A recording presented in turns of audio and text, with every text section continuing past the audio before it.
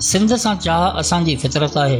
ईअं ई हर क़ौम पंहिंजी धरती सां मोहबत करे थी, पर धरती जे हर हिसे खे सीने सां लाइण बावजूद उन धरती ते कुझु हिसनि खां माण्हू ख़ौफ़ जी बुनियाद ते परे रहण खे तरजीह ॾियनि था।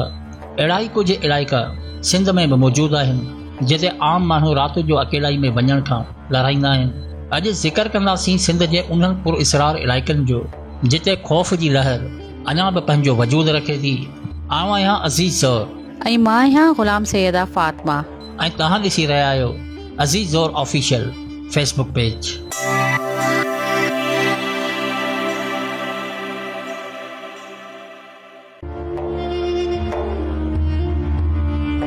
सिंध में कुछ अहिड़ी जॻहियूं बि मौजूदु आहिनि जिते माण्हू आम तौर ते ख़ौफ़, अफ़वाहुनि, ॾंद कथाउनि या ग़ैर मामूली वाक़िअनि जे करे वञण खां पासो कनि था। ही सभु समाजी तासुर ऐं मक़ामी रिवायतुनि ते ॿधल आहिनि। सरकारी तौर ते मना थियल लाज़मी नाहे। पहिरियों आहे मोहन जो दड़ो। ॾींहं में सयाहती माॻ पर राति जो माण्हू वञण खां डिॼनि था।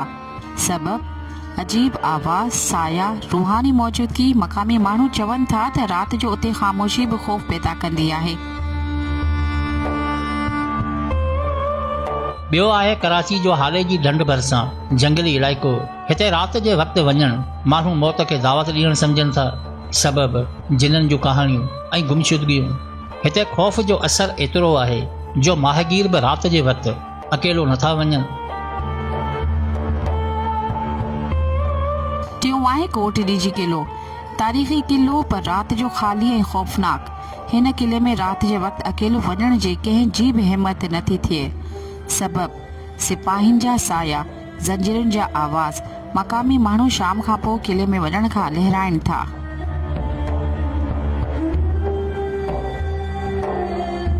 चौथों आहे रनीकोट किले जा कुझु हिसा। दुनिया जो वॾो किलो पर अंदरूनी हिसा ख़ौफ़ सां भरियल। सबबु माण्हू गुम थी वञण जहिड़ा किसा। इन करे राति जो वञण खे ख़तरनाक सम्झो वञे थो। पंजो आहे थर जा वीरान इलाइक़ा। थरपारकर जा कुझु हिसा अहिड़ा आहिनि जिते राति जे वक़्तु सफ़र करण खां मक़ामी माण्हू मना कंदा आहिनि। सबबु शराब, जिन्नात जूं कहाणियूं। इन्हनि इलाइक़नि में मक़ामी माण्हुनि बि बग़ैर ॼाण जे नथा वञनि।